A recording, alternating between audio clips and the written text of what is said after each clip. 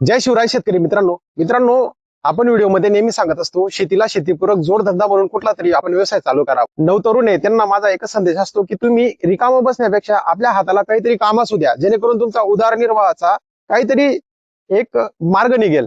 तसंच आपण या ठिकाणी आलेलो आहे मित्रांनो. यज्ञेश काऊ फार्म, यज्ञेश पोल्ट्री फार्म, शेळी पालनाचा असतील असे वेगवेगळे सेटअप आहेत. या फार्मवर आलो मित्रांनो. इतकं जबरदस्त नियोजन आहे, इतके छान असे पक्षी त्यांनी संगोपन केलेलं आहे. याच सोबत त्यांनी गायींचं इतकं उत्कृष्ट दर्जाचं संगोपन केलेलं आहे. मागे बघू शकता तुम्ही गायींचा असा भारी गोठा बनवलेला आहे मुक्त संचार पद्धतीने. इकडे बघू शकता तुम्ही, इकडे कुक्कुटपालनाचा खूप जबरदस्त छान असा सेटअप बनवलेला आहे.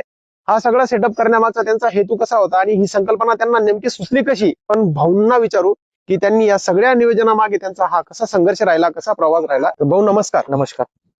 शौर्य गोट फार्म या युट्यूब चॅनल तुमचं सहर्ष स्वागत आहे. मी आलो आणि नियोजन बघितलं, इतकं जबरदस्त, इतकं उत्तम. आपल्या जवळजवळ या पूर्ण खानदेश भागात असं नियोजन मी आजपर्यंत नाही पाहिलं आणि मनाला खूप छान वाटलं. तुमचे अॅनिमल बघून, अॅनिमलची क्वालिटी बघून किंवा गावरानी कोंबडींचा जो सेटअप बघून, आणि कसं आहे गावरानी कोंबड्या तुम्ही ज्या गावरानी पद्धतीने सांभाळल्या ते बघून खूप छान वाटलं. हा फार्म तुम्ही कधी चालू केला होता भाऊ?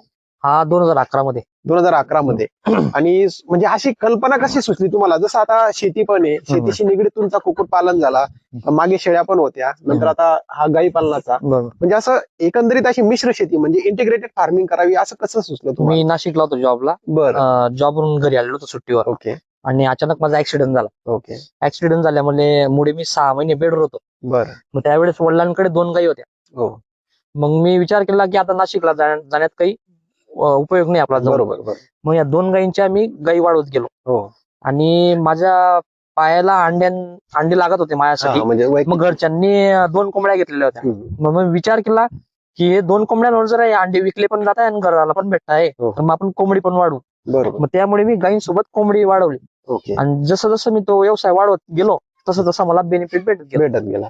बरं. आणि आता हा आपला जो फार्म आहे हा कुठे, जर कधी कोणाला यायचं असेल फार्म व्हिजिट करायला किंवा काही इन्फॉर्मेशन घेण्यासाठी, तर आपला फार्मचा ऍड्रेस कसा असेल? आपला फार्मवर जर यायचं म्हटलं, इकडनं चाळीसगावकडनं जर यायचं म्हटलं तर चाळीसगाव पासून आज 60 किलोमीटर अंतरावर आहे. कसगाव पासून 20 किलोमीटर अंतरावर आहे. ओके. आणि जर पारोड्याकडनं यायचं म्हटलं तर पारोड्यापासून 7 किलोमीटर अंतरावर आहे.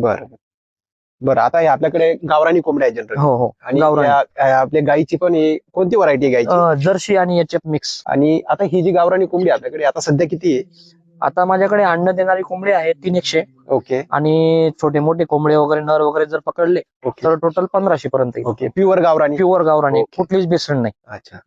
अंडे वगैरे कसे विकता मग तुम्ही? अंडे आपले घरपोच इथंच विकले जातात. एवढे या रूटला शिक्षक लोक वगैरे आणि बऱ्याचशा लोकांना